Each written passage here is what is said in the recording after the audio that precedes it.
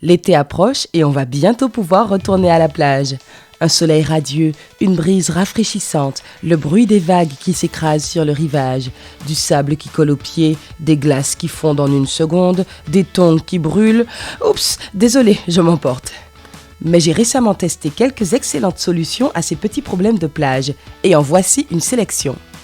Numéro 1, les pieds pleins de sable.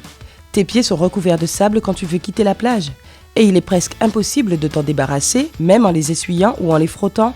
Le pire, c'est d'essayer de remettre ses chaussures après une journée à la plage. Tu vois ce que je veux dire, n'est-ce pas? Mais je suis presque sûre d'avoir trouvé la solution parfaite.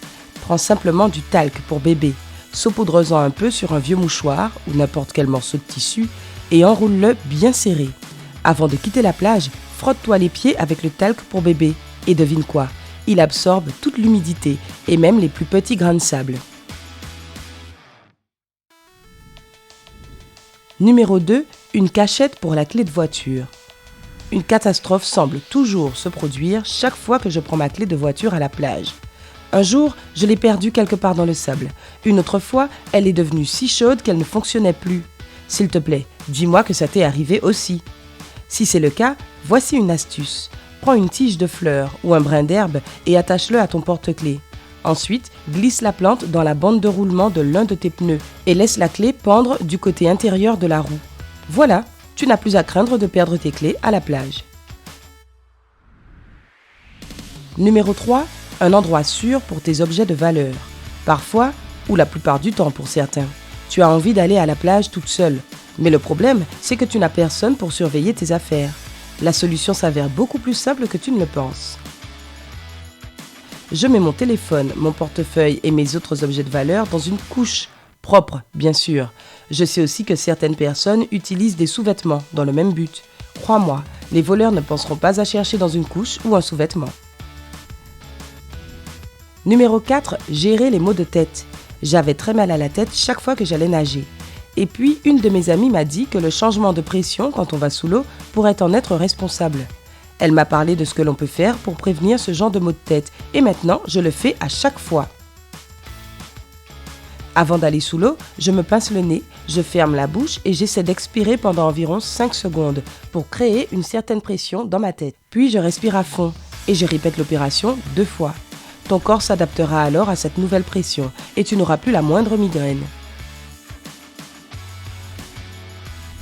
Numéro 5, une housse de téléphone imperméable. Heureusement, cela ne m'est jamais arrivé, mais j'ai entendu des histoires malheureuses sur des smartphones endommagés par l'eau ou le sable. Désormais, si mon téléphone n'est pas dans son coffre-fort en forme de couche-culotte, alors il est toujours dans un sac de congélation. Avant de sceller complètement le sachet, je prends une paille et j'en aspire tout l'air.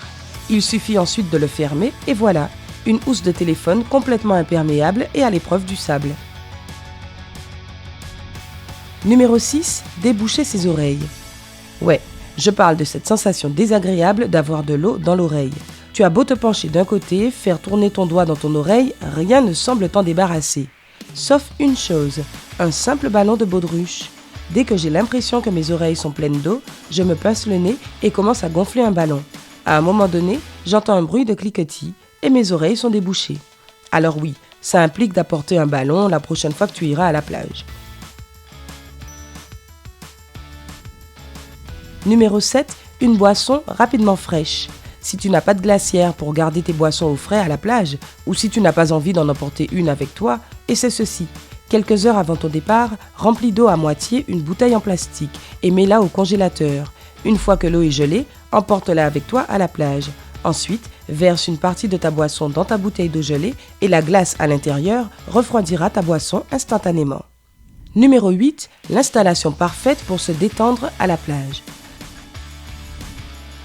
Sentir le sable entre tes orteils est incroyable, mais en avoir partout sur ta serviette ou ta chaise longue ne l'est certainement pas. Surtout quand le vent se lève et commence à souffler des grains partout. Au lieu d'utiliser une serviette ou une chaise longue, j'étends maintenant un couvre-matelas et je fixe ses coins au sol à l'aide d'objets lourds, comme mon sac, mes vêtements ou mes chaussures. Ça finit par ressembler à une petite pataugeoire sans eau, mais tes affaires sont protégées par ces parois improvisées. Numéro 9, des tongs fraîches. C'est fou comme le soleil peut chauffer tes tongs sur la plage, ne serait-ce qu'au bout de quelques minutes. Cette astuce est la plus rapide et la plus facile. Tout ce que tu as à faire est de retourner tes sandales ou tes tongs quand tu ne les portes pas. De cette façon, elles ne seront pas directement au soleil, donc elles ne te brûleront pas les pieds quand tu les remettras.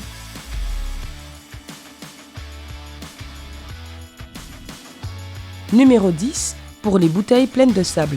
Disons que tu t'arrêtes au magasin en allant à la plage pour une bouteille d'eau ou un soda. Qui ne le fait pas. C'est très rafraîchissant, mais ça peut vite devenir ennuyeux si la bouteille commence à transpirer et que le sable s'y agglutine. Pour éviter ça, je mets simplement mes bouteilles fraîches dans des gobelets en papier pour les protéger du sable. C'est aussi simple que ça. Numéro 11. Un autre moyen de protéger ton téléphone. Tu te souviens de l'astuce du sac de congélation dont je t'ai parlé tout à l'heure ? Eh bien, mettons que tu n'aies plus de sachet, mais que tu ne veuilles évidemment pas que ton téléphone soit couvert de sable ou d'eau. Si tu as du film étirable dans ta cuisine, alors tu peux l'utiliser à la place. Et devine quoi ? L'écran tactile fonctionnera toujours. J'ai même pris mon téléphone dans l'eau et je l'ai testé. Non recommandé, mais je voulais juste m'en assurer. L'essentiel est d'emballer ton téléphone le plus soigneusement possible. Bien sûr, plus tu ajoutes de couches, moins l'écran tactile fonctionnera, mais au moins ton téléphone ne sera pas endommagé. Numéro 12. Premier soin pour les coups de soleil. Peu importe la quantité de crème dont je me tartine, je me retrouve toujours avec un coup de soleil. Oui, j'ai une peau sensible. Alors, comme tu peux l'imaginer, le gel d'aloe vera est mon meilleur ami. Mais voici une autre astuce que je voulais partager avec toi. Presse de l'aloe vera dans un bac à glaçons et laisse-le dans ton congélateur. Chaque fois que je reviens de la plage, je prends un glaçon d'aloe vera et je l'utilise pour m'essuyer le visage, les bras, le dos ou tout autre endroit où le soleil a réussi à me brûler. Tu n'imagines pas à quel point c'est rafraîchissant et apaisant. En plus, ça guérira aussi tes coups de soleil. En parlant de protéger ta peau du soleil, on ne répète jamais assez à quel point c'est une opération importante. Tu le sais sans doute déjà, mais 2 précautions valent mieux qu'une.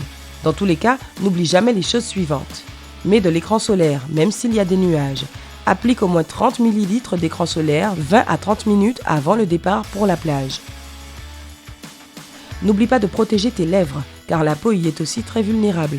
Personnellement, j'utilise un baume à lèvres avec un indice FPS 30.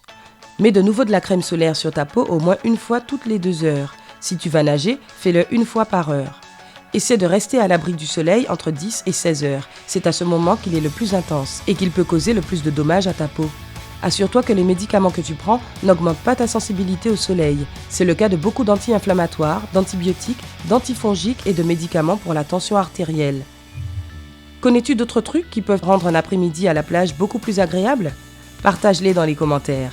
N'oublie pas de donner un like à cette vidéo, de la partager avec tes amis et de t'abonner à notre chaîne pour continuer à prendre la vie côté sympa.